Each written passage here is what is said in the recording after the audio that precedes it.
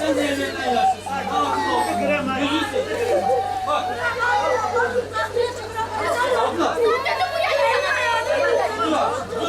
Gel. Bak. Gel.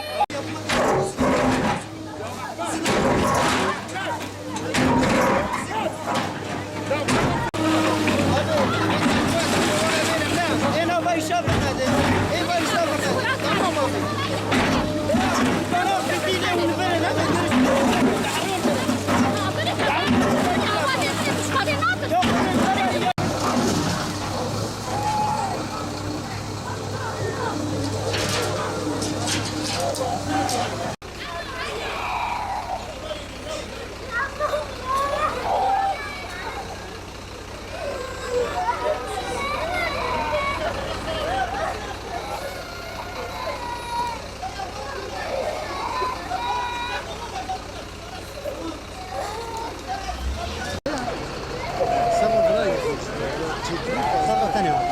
Evet. Sen taraftan ama desek ne öyle?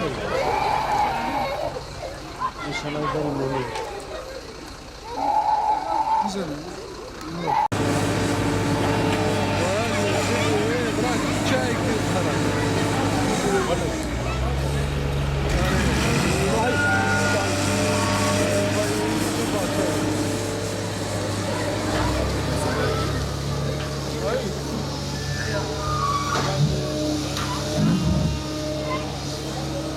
Sabahları kazları söktük de söktük. Tamam, tamam.